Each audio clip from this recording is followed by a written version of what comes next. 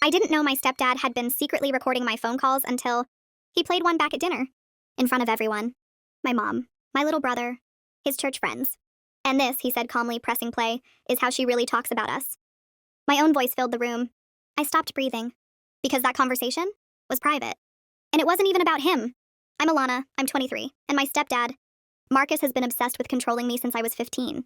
But this crossed into something darker. Marcus came into my life when I was 14. At first, he was charming, calm, polite. Then slowly, the rules started. No locked doors. No headphones after 9 p.m. No phone calls longer than 20 minutes. Safety, he'd say. But it wasn't safety. It was surveillance. When I turned 18, I moved out for college. Best 4 years of my life? Freedom, privacy, peace. But after graduation, I had to move back home temporarily to save money. Worst decision I ever made. The house felt different. Cameras outside. A smart home system installed. Wi-Fi monitored. Marcus worked in tech, which meant he knew exactly how to hide things. I noticed weird stuff first. My phone battery draining fast.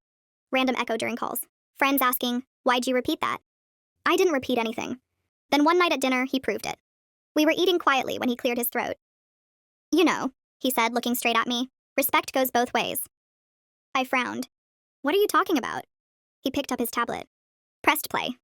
And my voice came through the speaker. "Living here feels like a prison. I can't wait to leave." My fork dropped. I had said that to my best friend on the phone 2 days earlier. In my room. Door closed. My mom looked hurt. Marcus looked calm. "See," he said softly. "She's ungrateful."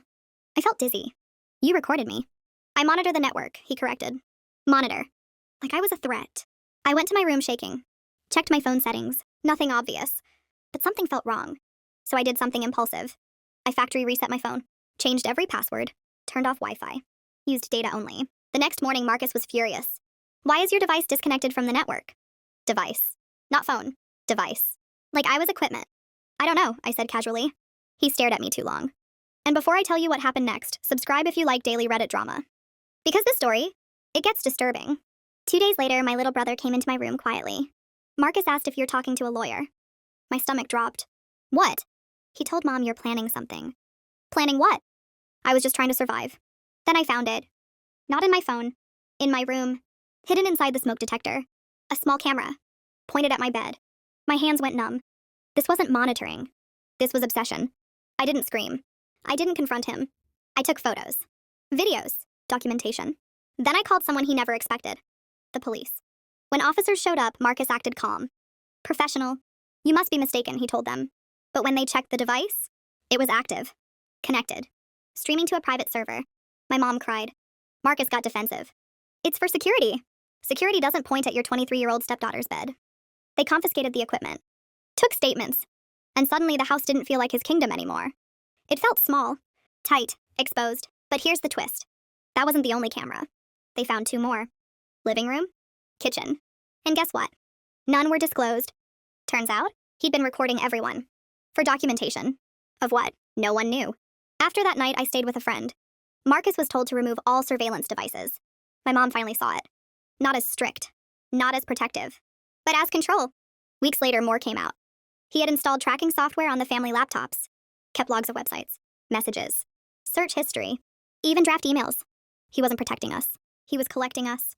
The final blow? My mom found folders, organized by name. Mine was the largest. I don't know what was in all of it. And honestly, I don't want to. They're divorcing now. Marcus claims we overreacted. Says it was for safety. But safety doesn't feel like fear. And it definitely doesn't hide cameras and smoke detectors. I moved out permanently. Got my own place. Changed my number. Locked everything down. And sometimes I still feel paranoid. Like someone's listening. Old habits. Old trauma. But here's what I learned. Control doesn't start loud. It starts subtle. Rules. Monitoring. Protection. Until one day you realize you're being watched in your own bedroom. If you want even darker, more chaotic, more jaw-dropping stories, I can go further. Family secrets. Hidden siblings. Fake deaths. Public wedding disasters. Your move.